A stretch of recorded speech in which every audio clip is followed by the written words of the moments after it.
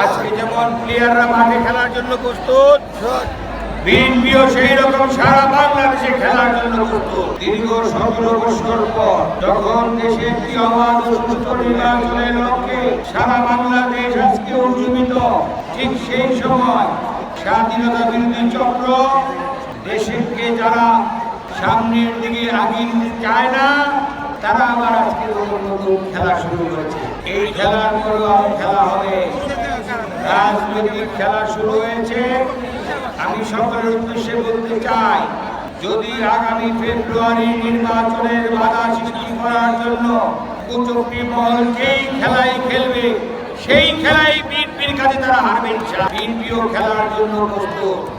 আজকে যেমন প্লেয়াররা মাঠে খেলার জন্য প্রস্তুত, বিএনপিও সেই রকম সারা বাংলাদেশে খেলার জন্য প্রস্তুত। স্বাধীনতা বিরোধী চক্র, নির্বাচন বানচালকারী চক্রদের উদ্দেশ্যে বলতে চাই, সাবধান সাবধান সাবধান।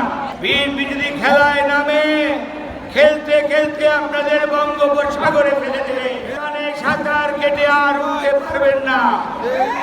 তাই আগামী ফেব্রুয়ারি নির্বাচনে সকলে প্রস্তুত থাকুন।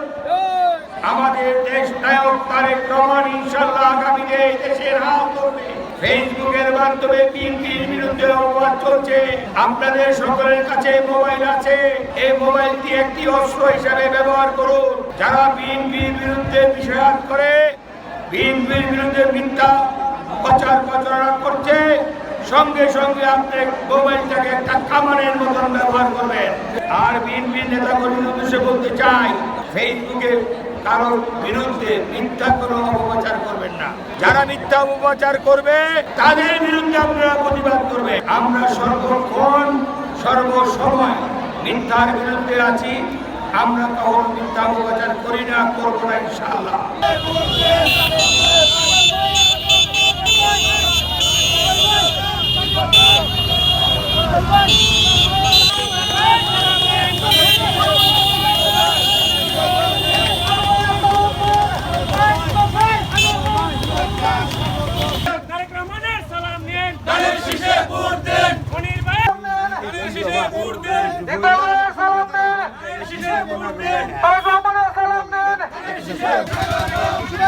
Salam